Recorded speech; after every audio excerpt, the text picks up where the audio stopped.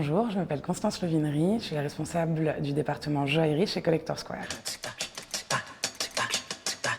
Collector Square est un site internet de vente d'objets de luxe de seconde main, principalement concentré sur la joaillerie, l'horlogerie et la maroquinerie. Et on est ici au Pop-Up Store qu'on aura la chance d'avoir jusqu'à fin janvier 2020. Alors, l'idée du pop-up, simplement déjà, c'est de pouvoir se rapprocher de notre clientèle rive droite. Ça a été surtout de pouvoir présenter un peu l'essence de notre offre globale, l'étendue de notre offre, tant en termes de qualité que d'état. Collector Square, on a une vraie petite faiblesse pour tout ce qui va être animalier, donc avec le thème du bestiaire. On a une petite broche lion ébouriffée de la maison Van Cleef & Arpels. La maison Van Cleef est particulièrement connue pour l'amour du bestiaire. Donc là, dans son petit modèle, qui est dans un état parfait. La collection date des années 70, donc après a été rééditée dans les années 70 et 80. Cet objet-ci date des années 70. L'incontournable également en quartier, là on est dans la version Love, en bracelet full pavé, donc ça a été leur collection joaillerie qu'ils ont déclinée sur la collection des années 70 classique créée par Aldo Cipulo. Donc voilà, ici dans sa version full pavé en or jaune, même chose présentée avec écrin, certificat, état neuf. Alors la troisième pièce, effectivement, là on a choisi de vous présenter un bracelet ancien, non signé, qui date de la période Belle Époque. Donc là on est sur une pièce entièrement en platine et diamant, donc qui a vraiment été sélectionnée pour la rareté de son état, pour une pièce de cette époque-là, tout en diamant de cette qualité-ci. C'est vraiment quelque chose qui, dans le marché actuel, c'est quasiment intemporel.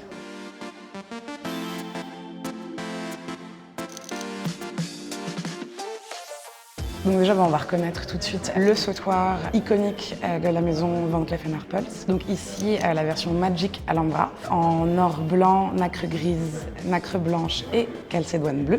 Même chose, une collection qui est née dans les années 70, qui est née à la base sur des montures en or jaune.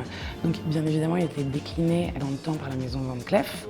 Pourquoi valeur montante? C'est vrai que ce sont des pièces qui ont une inflation en termes de prix du neuf qui est très fortement évolutive. En valeur montante aussi, là par exemple on a une très jolie bague non signée des années 90, ici présentée donc, sur monture platine, entourage diamant. Et ce qui va nous intéresser particulièrement, c'est cette très jolie émeraude de Colombie qui est donc présentée avec un certificat donc non traité, d'un un peu plus d'un demi-carat.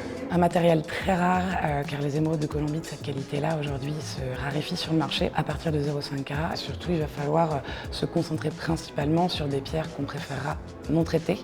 Donc pour par exemple les émeraudes, sans huilage, sans résinage, et bien sûr pour les saphirs et les rubis, sans modification thermique. Alors la troisième pièce, effectivement on va avoir une paire de boucles d'oreilles dites chandeliers qui sont de la maison Stern, donc le joaillier brésilien. Ici de la collection Primavera, donc en or jaune et cristal de roche. Une valeur montante sur le marché européen actuellement, parce que la maison Stern était encore une maison qui était très confidentielle il y a quelques années, en France particulièrement, et qui aujourd'hui s'implante sur le marché et a une très jolie réussite. On n'a pas encore parlé un peu d'horlogerie. Donc là, on a eu la chance d'avoir très récemment cette montre Bulgari Tubogaz à la croisée entre l'horlogerie et la joaillerie.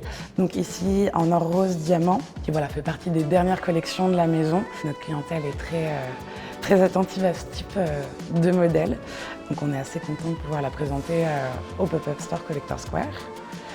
Et cette bague joaillerie de Dior, qui est de la collection Gourmande, ici Gourmande Libellule, en or rose, pavé diamant, avec une très jolie morganite au centre, qui était même chose, une pierre qui était encore très peu utilisée en joaillerie jusqu'à présent.